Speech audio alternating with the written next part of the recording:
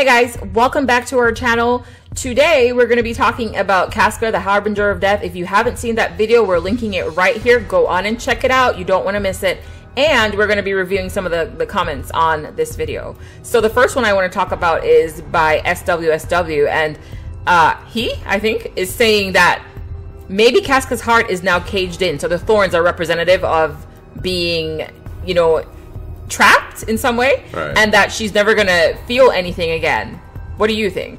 Well, honestly, I think with the thorns and its significance, it's because there's something evil or very dangerous lying inside her heart, and we just have to wait and see what is revealed later on. It's really hard to say what's coming next. Yeah, I agree. And then so Ediner Perez, he said that Guts, he thinks that Guts is following the same path as Skull Knight. We made a video about this, like a couple videos actually, where we definitely think that he is following that because that same path, because Zod had said when he saw Guts donning the Berserker armor, he said, wow, to SK, are you going to allow him to go down the same path that you did? And of course we know that Skull Knight knew that, you know, Flora had the armor. She was the keeper of the armor. Right. So, you know, definitely, we agree. We think he's following the same path.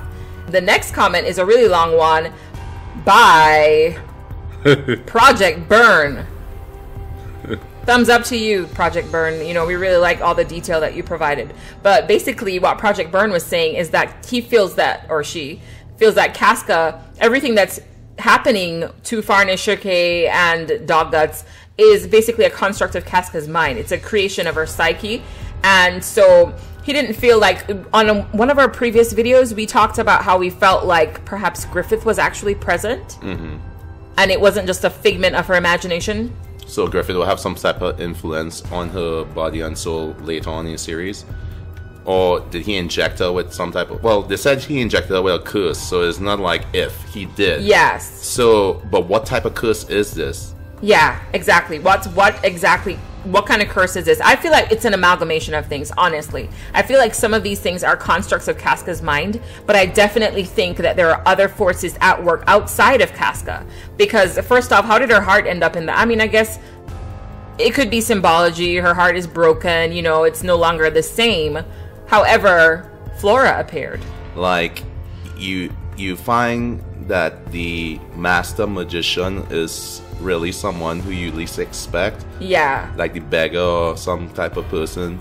What if all these constructs are happening, but behind the scenes is truly the Skull Knight who is the bad guy, and he's just letting these things happen so that he's waiting for his chance when he could defeat the God Hand to attain the true power, and he's the true villain. I just feel like a lot of stuff is happening here that we do not understand still, and the only person who understands it is taking a sweet time to put out this story. Yeah, and so, okay, so Project Burn also said that he feels like Casca's interaction with Femto was too limited for her to have established him as a part of her identity, but we need to remember that this rape was extremely traumatic for her. This rape was her undoing, basically. It was what caused her to lose her mind. And it's not just that she had limited experience with Femto. She was well aware that Griffith became Femto. Right. So there's that betrayal, there's that sense of loss. She saw the sacrifice of her kin, basically, as a result of what Griffith did. It's a selfish act. So I think that she's very impacted by that. She's very impacted by her interaction with Femto. What do you think? Oh my gosh, where do I begin? She saw the death of so many of her friends and loved ones, as you mentioned, and, you know, even with the baby and everything, like, she was torn to pieces. We saw exactly what happened in her mind. Her id was totally broken down into like a fragments of a doll, essentially.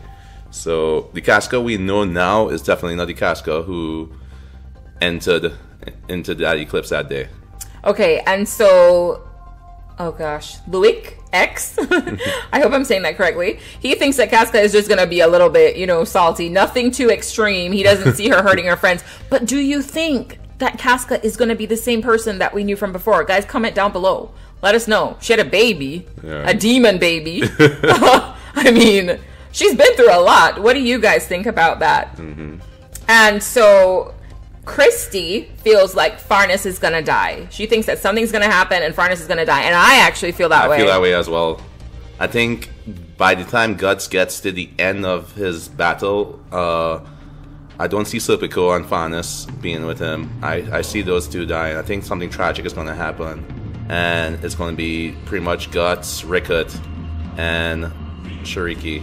I really think a lot of people, it's not going to end up the way we're thinking. It's too happy-go-lucky. It can't be the perfect fairy tale. Casca is just like, in my opinion, Casca's like, okay, you know, Griffith killed all of our friends, and, you know, he raped me, and all of this stuff, and, I'm just a little bit upset, but let's carry on, guys. You know, that sexual abuse was extremely traumatic, and it was also humiliating. Yes. And everything that happened and followed on as a result of that, Guts losing his arm, Guts having to, you know, sacrifice so much in order to save her, people dying. Right. I just feel like a lot of bad things are coming our way. It's just been too peaceful. And even with this little misadventure in Casca's mind, if nothing came of it other than just the birth of this demonic thing, something has to come from that, or else what was the point? Exactly. What was the point of introducing the demon child, the moonlight child, into the storyline if that plot line isn't going to go anywhere? Right. And so the king was saying that he definitely thinks that Casca probably has an inner demon like Guts, and he's curious about what that would look like. I'm curious too. I mean, the biggest thing is I keep wondering, are they going to go head to head?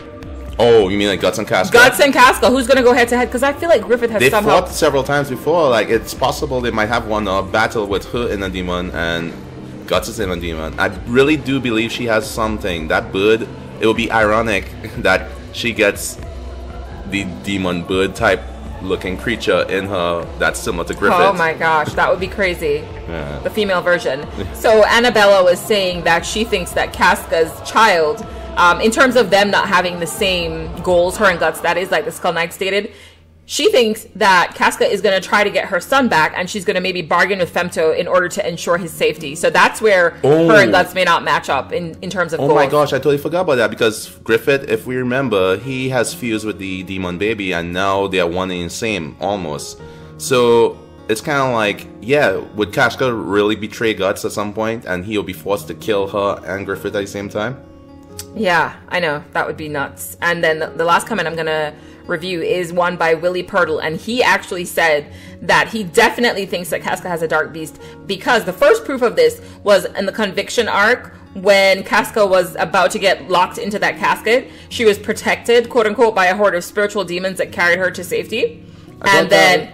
I thought that's the influence of the demon baby, but I mean, who knows? Who knows? This is what he's thinking. No. He might be wrong. Like, I'm not trying to say anything like that. I'm just saying, like, he could be absolutely right, because, again, they might be trying to hide the true facts, because spiritual beings have been drawn to Casca, but they haven't really harmed her. I know some of it is because Guts protects her, but for the most part, the time she was not with Guts, she's still been alive. Yeah, and this is the second instance that Willie mentioned, was when she had the flashback of the eclipse and those men were about to rape her, and then Guts found out that she'd killed all 3 men. Yeah. So he was like, she was clearly pinned down, so how did she manage to overpower those men in her mental condition? Because she's a sleeping beast. Taking time bomb, guys. Taking time bomb. So those are some of the amazing comments that we found on our video. And of course, we'll do a part 2, and we'll continue to review comments on our other videos. Did you want to finish up with something, DeShadow? No. Hey, I just want to say thank you guys for all your support. And, it really means a lot to us to see you guys leave these type of comments and stuff. Because, it's one thing if we are huge fans of the series, but it's nice to know that there's a community out there that actually loves this series just as much as we do, if not more. Like, I'm obsessed with Berserk. I read once a day. Okay, guys, so if you have not seen our live stream, go browse around on our channel, see our live stream where we're kind of briefly discussing chapter 354 and some of our additional thoughts and some of the theories that other people put out. So go check it out. It was super fun. I had a really good time doing it. We both did. Yeah. And don't forget to comment and give us a like on this video. Every like helps out, guys, and they make me happy. And expect a lot of talking on this chapter 354, because this is a monumental chapter. Oh my gosh, I feel like just a whole ton happened. Yeah. Like, this is like 4 chapters worth of stuff, okay? So don't forget to subscribe if you want more videos like this. Leave your comments down below, guys. Over and out.